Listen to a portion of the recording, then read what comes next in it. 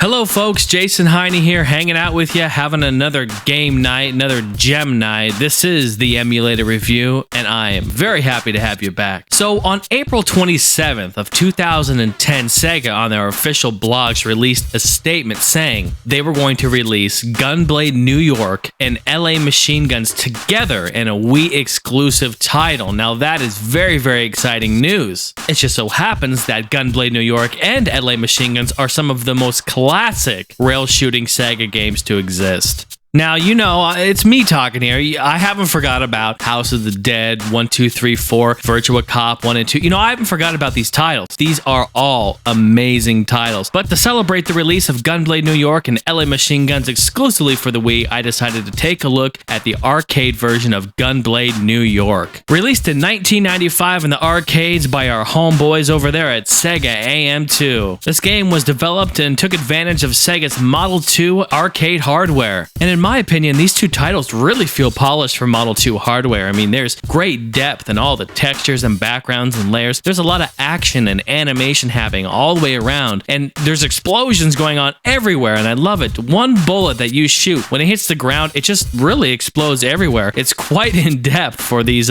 massive guns. Now, speaking of guns, you know where I'm going with this. The arcade cabinet housed two of the biggest guns I've ever seen on an arcade game. In a way, it almost seemed like this cabinet was kind of an adult-themed game because, well, for one, the cabinet was really tall. Two, the guns were even taller on the cabinet, so it was really hard to get up there and grab a hold of it. But you know what? If you had like a stool or a bench or something you could stand on, some arcades back in the day had those for the kids to stand on. You definitely needed them for this. But the guns were kind of hard to manage because they were so massive. And on top of them being so big, they had enormous kickback on them. That's right, they would kick back and vibrate the entire time you were shooting them. It added tremendous realism to the game. It's really a nice touch for this game, but playing this game for a long period of time, yeah, your arm and your hand kind of go numb. So Sega was kicking back. They're trying to think of some ideas for a theme or a story to go along with their new rail shooter for their Model 2 hardware board. And so they came up with this kind of a theme, New York, LA. What they wanted to do is make a shooter in some of the United States' most well-known locations, New York and LA, obviously. So they break it up into two different missions, LA or New York, easy or hard, and you just jump right in,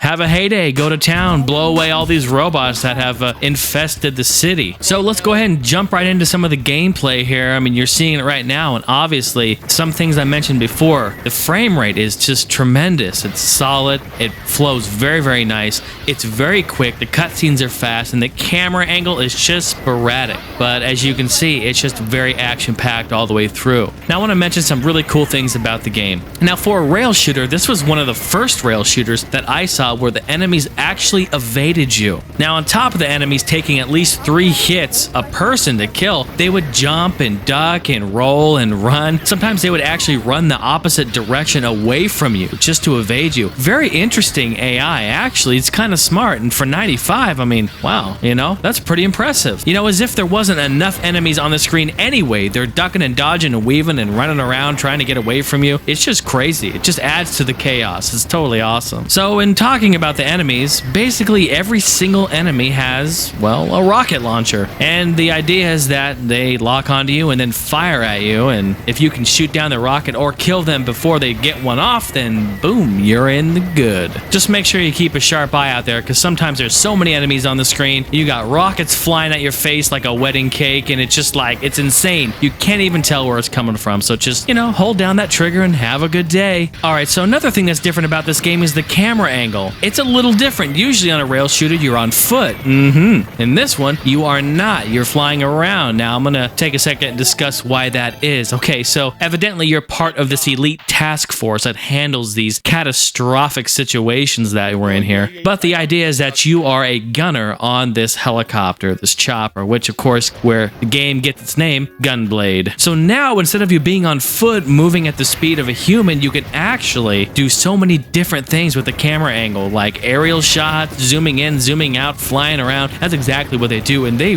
really go to town with this. They get it for all that it's worth, and you really do. You fly across the whole city, different parts, rooftops, in between buildings. You go down to street level. I mean, you're all over the place. It's very, very cool, and it adds a great element. It really is nice. And one last thing about the camera angle is that it is very dynamic. You see, if you kill the enemies fast, the camera angle will then just move right along. It continues on with the gameplay. But if you are having problems and can't get the enemies and can't kill them right off the bat, and they still remain on the screen, the camera angle will just sit and wait for you to take out the enemies. It's like the pace of the game goes along with how you are playing, and I think that is just brilliant. And that really stood out to me. I believe it was the second boss battle. Okay, check this out. I was fighting 2 guys or 3 guys off screen, right? Well, then the game kind of glitched out and showed that, oh, hey, the boss is here. The energy's been analyzed and the energy bar popped up, but you have to kill this boss in like, I think they give you like 20 or 25 seconds, but I was still battling these other dudes and I was having a problem. I couldn't get them, and the boss was getting closer and closer to launching a missile, and I was like, oh my god. But it's all good. I ended up killing the guys and then taking out the boss with like 3 seconds remaining. Man, I remember playing this back in the day. This was a very, very popular game, and every arcade I went to had either this or they had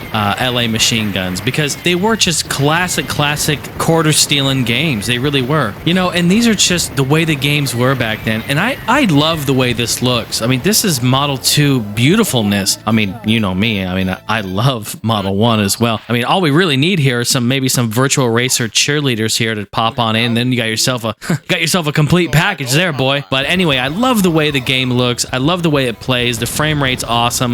You have a wide variety of places. You fight in land. You fight over water on the ship. You fight in all different locations. It's pretty nice. My only complaint is that the game is so short. You have 2 missions, right? Well, in each mission, they only give you 3 different levels. I mean, I beat the game on medium difficulty in 20 minutes. I mean, that was me screwing around, having a good time. You know, I wasn't trying to speed run through it. So the game really is short. Of course, here we are. This is an arcade game. It's not supposed to be like Final Fantasy or anything, but still, I've played arcade games that were longer than this, but you know, you can't win them all. But make no mistake, guys, this is a fantastic game. It's so fun to go back and play these classic rail shooters like this. I mean, this really is rail shooting goodness at its finest. And if you haven't played this game, then you really should go pick this up on the Wii, because not only are you going to get Gunblade New York, but you're going to get LA Machine Guns, which in essence is the same game, just a little change of scenery over there in LA, you know, hanging out in Hollywood. Okay, now lastly, I want to talk about this. Have you guys ever beat these arcade games made by Sega? Have you beat them and seen what the endings are like? Because in every single Sega ending, they are so cheesy. I mean, they are cheesier than a water park full of Kraft mac and cheese. It is ridiculous. I can't think of any Sega title arcade game that the ending is not cheesy. I really can't. I mean, at the end of this one, it's so ridiculous. I mean, at one point, the guy says, "Come on back. We got a big party waiting for you." I mean, come on. There's like 3 guys there to help the chopper land. And then there's like the captain. Then there's you and your other homie who helped save the world. I mean, I don't have my binoculars on or anything, but that looks like a certified sausage fest. And I think I would rather jump off the ship and swim to shore than party with those dudes on the boat. And then the next scene, they're like lounging by the chopper like, yeah, dude, we're out here getting some sun. We just saved the world, man. It's awesome. I just love it. I just love it. But that's what makes this game so awesome and complete all the way around. So, the EMU review grade for Gunblade New York. This game gets an A-. Why is he swimming in the water? I had a fruit basket for him. Must get to land. No sausage.